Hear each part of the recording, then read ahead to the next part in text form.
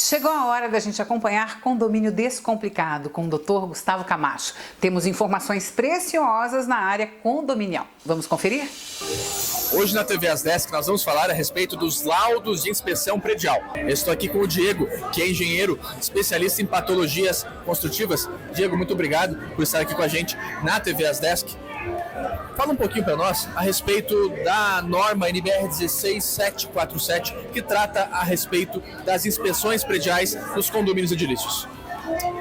Então, Gustavo, a norma 16747, ela tem força de lei hoje, né? As normas, elas têm força de lei, onde os condomínios, eles devem fazer as inspeções periódicas.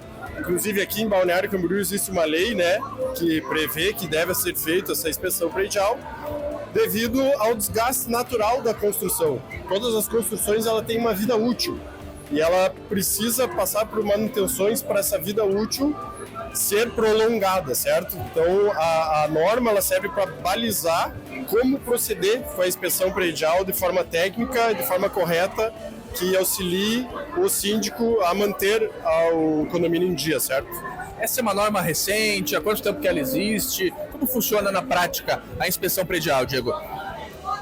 Na prática, a inspeção predial, ela existe para realmente orientar o síndico na questão dos problemas e hierarquizar, né? Botar em ordem os problemas mais graves do edifício, para que oriente o síndico a dar mais atenção no que ele precisa para direcionar a caixa, certo? Porque se ele deixar de fazer algumas inspeções necessárias ou as manutenções necessárias dentro do prazo, pode se tornar 5 vezes mais caro se ele deixar para depois. Então, o laudo técnico baseado na norma de inspeção predial, ela prevê isso, né? Para que garanta que haja menos dispêndio de orçamento no futuro se tu deixar aquilo acontecer e prolongar, né, o desgaste que vai se alastrar para outros setores do prédio, certo? Qual é a periodicidade, Diego, que a norma orienta que o síndico realize essas inspeções prediais? Depende muito da idade do edifício, né? Quanto mais velho o edifício, mais a periodicidade deve ser feita em menos tempo. Então, não existe um tempo correto de quanto tempo tem que fazer, mas deve ser considerado, sim, a idade do edifício a partir de 20 anos.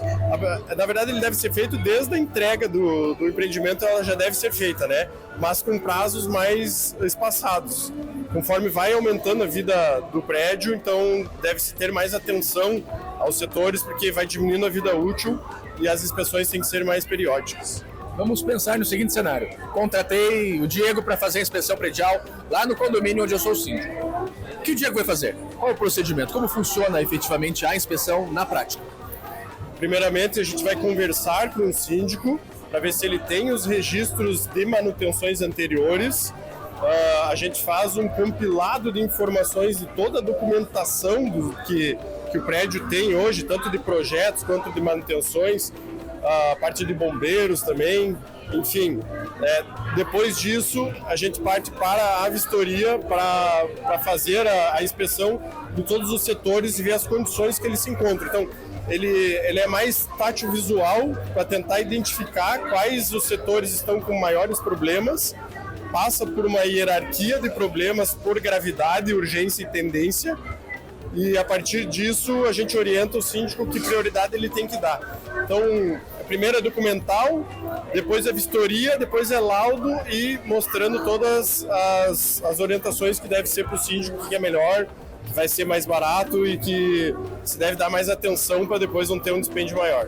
Bacana, Diego. E de que maneira o laudo de inspeção predial ele orienta a gestão do síndico de maneira específica lá no instante da Assembleia de Previsão Orçamentária, que ele estabelece o orçamento para aquele ciclo, aquele período do condomínio? Como eu falei antes, né, tem setores que merecem um pouco mais de atenção devido a os danos, as patologias que ocorrerem não se alastrarem para outros setores, que acaba tendo que haver um dispêndio maior se deixar que isso ocorra. Então, hoje, por exemplo, as fachadas, né, elas têm que dar muita atenção para fachadas, coisa que muita gente negligencia.